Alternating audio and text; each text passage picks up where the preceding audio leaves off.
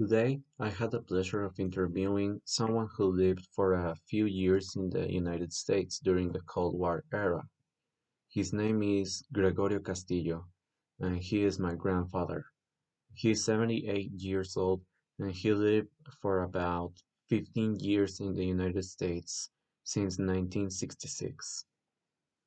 I asked him a few questions. The first one is what he think that were the countries the world leaders during this period. He said that the United States and the countries that made up the USSR, such as Russia and some Middle Eastern countries, were dominating the world in that period. I also asked him that what reason does he think that the countries who were allies during the wars become enemies afterwards? He said that because the USSR wanted to implement communism throughout the world, and its large nuclear arsenal had the Americans worried, and they also feared that the USSR would use Europe as its military base.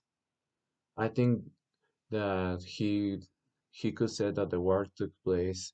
It was like a war of ideologies and thoughts, as it is today, but less mean with social networks like Twitter. I asked him about the places that take over in the Cold War, and he said that it took place in many countries, which gave rise to very serious events such as the Korean Wars, the division of Germany with the Berlin Wall, the Cuban Missile Crisis, and the Vietnam War, in which many Americans participated. The public opinion of the Cold War in that period was that they fully trusted the government to take matters into their own hands to eradicate communism from the United States. But in itself, the people in general were afraid because the situation with the nuclear weapons of the USSR was very delicate.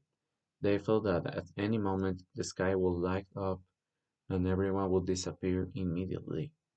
There was a great state of paranoia and panic during the 60s and 70s.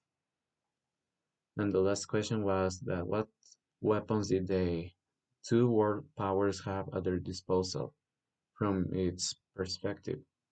And he said that during 1975, he heard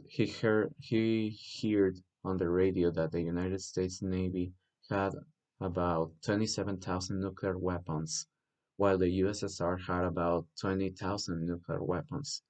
There were always military trucks cruising the streets. The American soldiers were always carrying M16s, and during the times it was easy to recognize Soviet soldiers because they always carried AK-47s with them. That was all of the interview.